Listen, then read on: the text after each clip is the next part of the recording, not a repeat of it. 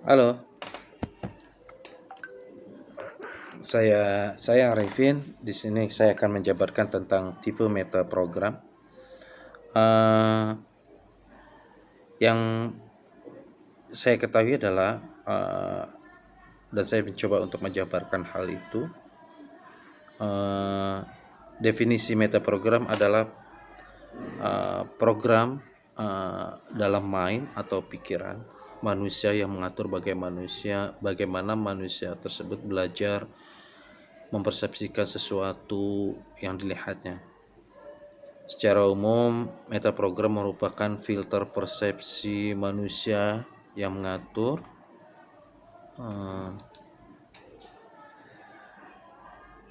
atensi atau perhatian, apa yang menjadi fokus perhatian ketika menerima informasi.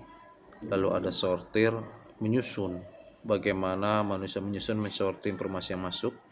Lalu ada memproses informasi, bagaimana manusia memproses setiap informasi yang masuk. Mengenal metaprogram membantu para praktisi dalam melakukan profiling, mengenal bagaimana seseorang berfungsi sehingga praktisi mampu meletakkan orang-orang tersebut pada posisi yang tepat. Umumnya sering digunakan dalam SDM suatu perusahaan atau dalam dunia pendidikan. Biasanya seorang pengajar atau pendidik melakukan hal itu dengan pemetaan terhadap peserta didik, di mana sekolah atau pendidik dengan melakukan pemetaan itu dia menjadi tahu karakteristik dan juga kompetensi peserta didiknya. Meta program juga menjadi sarana yang sangat powerful dalam berkomunikasi, karena dengan mengetahui cara seorang berpikir, seorang praktisi mampu melakukan persuasi yang efektif dengan menyesuaikan meta program yang ada. Bagaimana bentuk meta program terbentuk? Meta program terbentuk dari berbagai pembelajaran terhadap suatu pengalaman. Yang perlu diketahui adalah meta program bukan sebagai bentuk dari kepribadian.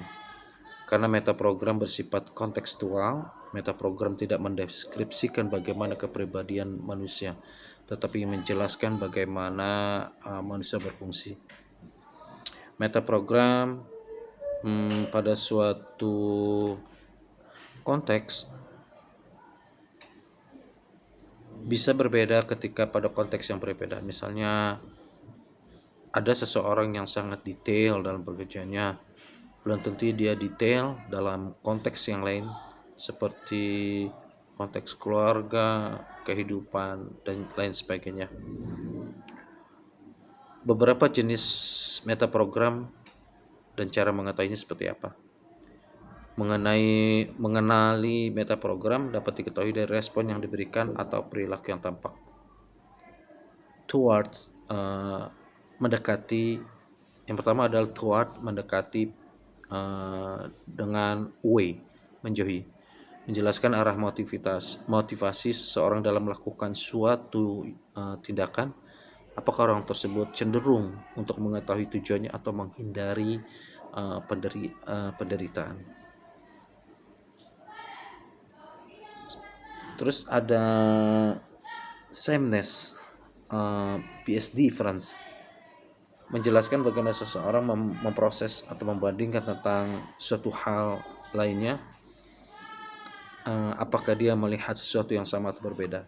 Lalu ada internal dan eksternal, menjelaskan tentang bagaimana manusia fokus terhadap informasi yang ada, apakah mulai dari diri sendiri, internal, atau dari orang lain atau eksternal. Lalu ada global dan spesifik, menjelaskan bagaimana cara berpikir manusia, apakah global atau secara umum atau spesifik atau detail. Lalu ada procedural PS opsional, menjelaskan bagaimana proses berpikir, apakah prosedural yang cenderung membangun tahapan, peraturan, dan terorganisir, atau opsional yang cenderung mencari opsi. cara baru melakukan satu hal. Baik, sekian itu saja uraian dari saya. Semoga bermanfaat, khususnya untuk pribadi saya. Sampai jumpa.